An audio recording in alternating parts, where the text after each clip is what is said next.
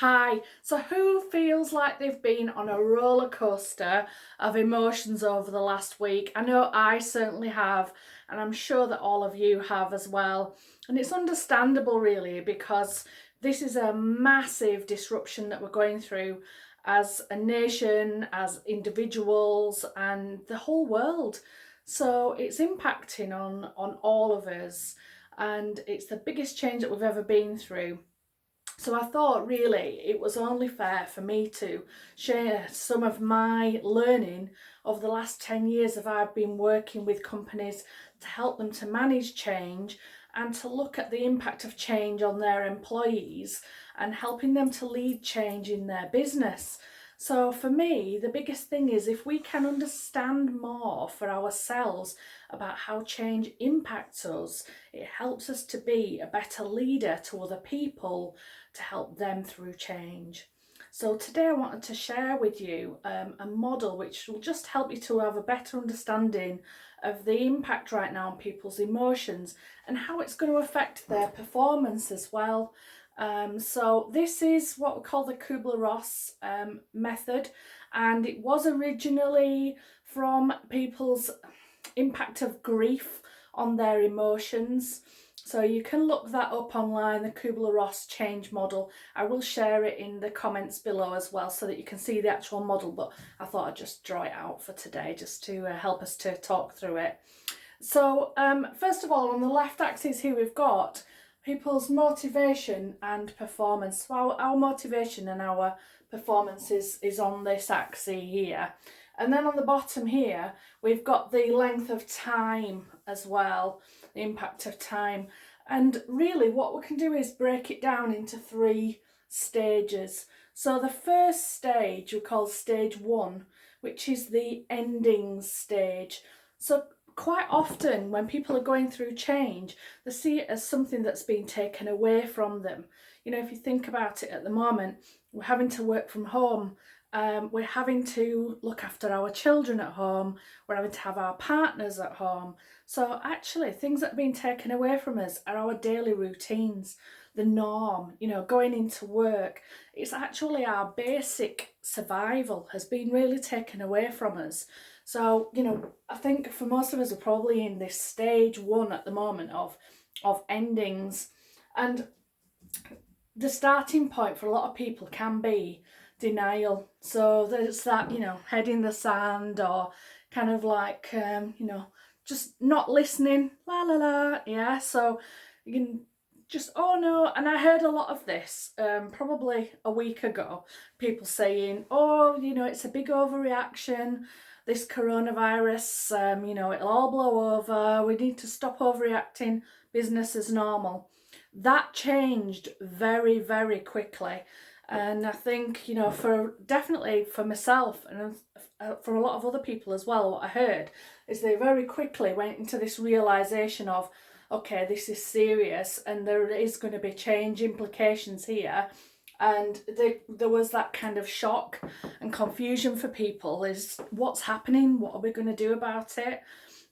So, and I think, you know, people I spoke to, some people who were employed by a business, if they weren't being communicated with, it was like, well, we don't know at the moment what's going to happen. We don't know whether we're working from home at the moment, you know, business as normal, we're continuing, but there's that confusion there. So performance levels are kind of like, you know, okay, I would say for some people last week.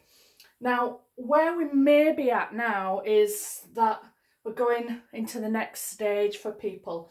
And certainly if you think about social media, what people are saying out there, there's that kind of, you know, resistance to change. People are not always listening, are they, at the moment, to the government, and what Boris Johnson wants us to do is, you know, stay home and stay safe. Not everybody's listening. Some people are resisting that change and thinking, it doesn't apply to me, you know, why is everyone else doing this? So there's that blame there, and getting really defensive about why they're doing it, why they're continuing to behave in a certain way. So we're definitely seeing a lot of this at the moment. So in business, when we're going through change and we get that resistance, blame and anger from people, the performance can actually go down and down and down and down and down, because actually all they're doing is here, the focus is on themselves. Poor me, this is impacting on me, my life's changing. So we hear a lot of that there, okay? And if we're not careful, it can really dip right down into depression for people. And when people hit that depression, we'll start to see them be really upset, and really struggle to get through this. These are the things we want to try and avoid, people's mental health getting so bad that, they start to really not be able to cope. So what we've got to do is try where we can as leaders to help people to go not too low here, okay, with the motivation, and see if we can to get this curve going across here. All right, so that's what we're aiming for. So I'll say a little bit more about how to do that. All right, so once we start, then we can see, once people start to let go and start to accept and say, okay, I realise now I've got to get on board with this, I've got to start, understanding it, I've got to move forward, then they start to let go and start to believe that, okay, this is going to happen. Then we start to see some positivity. We start to hear people, searching for answers. They get some anxiety here, of course, because they think what the anxiety comes from is, can I do this? And definitely for myself, that came on Friday, is the sort of thinking, right, okay, I've let go and realised that my business has to change. I've now got to do things virtually and online. So then I had to start thinking, right, can I do this? Can I use Zoom? Can I use Microsoft Teams? What's the best way to do this? So definitely starting here to understand that change, get some optimism and share some ideas. I think the good thing to do here is talk to other people. So if you're a leader of a team, bring your team together on Zoom, get them talking and sharing ideas. That's when it will help people to, understand how to work together and how to get the best going forward. Once we start to get people going up that curve, okay, then they start to get some more belief from us as leaders, more confidence, and start to realise that actually this could be the new norm, and we start to get acceptance. So we're in stage 3. So stage 2, we've got that kind of transition of letting go and going through the anxiety. Then we get to stage 3, where we start to accept that change and start to make some commitment, enthusiasm. Actually, this could be really good. We've made some Zoom calls, we've done some things virtually, it's working okay. So, okay, actually this could be something which could work well for us personally. And as a business, we get that acceptance, okay? And hopefully we can see the finish line somewhere in the distance, 12 weeks or 2 months or whatever it's going to be. At some stage, there will be an ending. Confident of that. So how can we then, because our aim as leaders is to try and not let these things get so far down, not people get so depressed that it affects their performance. So 3 things then that we can do. So stage 1, during the endings, it's about connection and clarity in our communication. So we definitely, I just want to applaud the HR managers that I know, because they did an absolutely amazing job last week. And I saw people sending out working from home policies, sending out communications about this is how we're going to work as a business. That's exactly what we need to be doing. Give clarity to people, okay, at this stage during the endings phase.